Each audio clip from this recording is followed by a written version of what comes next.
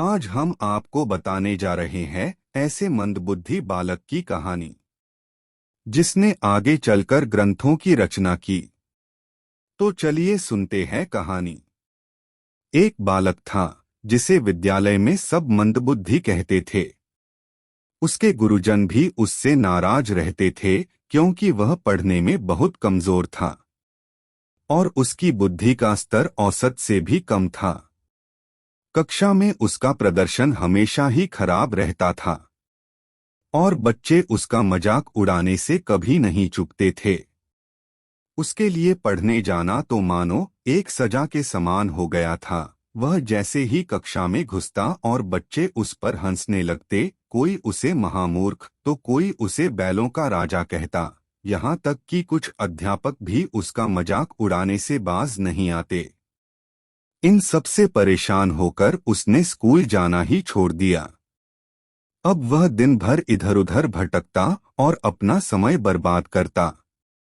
एक दिन इसी तरह कहीं से जा रहा था। घूमते घूमते उसे प्यास लग गई। वह इधर-उधर पानी खोजने लगा। अंत में उसे एक कुआं दिखाई दिया। वह वहां गया और कुएं से पानी खींचकर अपनी प्यास बुझाई। अब वह काफी थक चुका था, इसलिए पानी पीने के बाद वहीं बैठ गया। तभी उसकी नजर पत्थर पर पड़े उस निशान पर गई जिस पर बार बार कुएं से पानी खींचने की वजह से रस्सी का निशान बन गया था।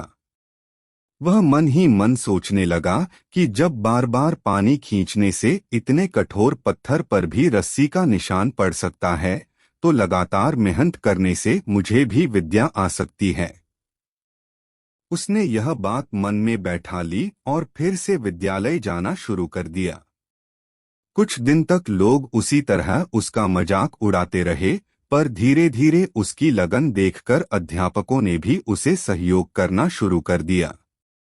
उसने मन लगाकर अथक परिश्रम किया।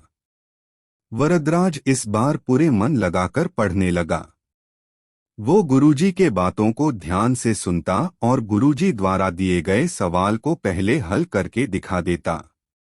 वो अब अपने कक्षा में सबसे तेज शिष्य बन गया था।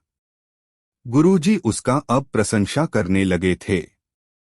कुछ सालों के बाद यही विद्यार्थी प्रकांड विद्वान वरदराज के रूप में विख्यात हुआ। वरदराज ने अपने जीवन में फिर कभी पीछे मुड़कर नहीं देखा और जिसे दुनिया मूर्ख समझती थी, एक दिन वह बालक संस्कृत का महान विद्वान बन गया, जिसने संस्कृत में मुग्धबोध और लघु सिद्धांत कौमुदी जैसे ग्रंथों की रचना की।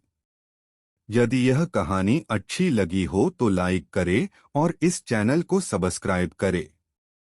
धन्यवाद।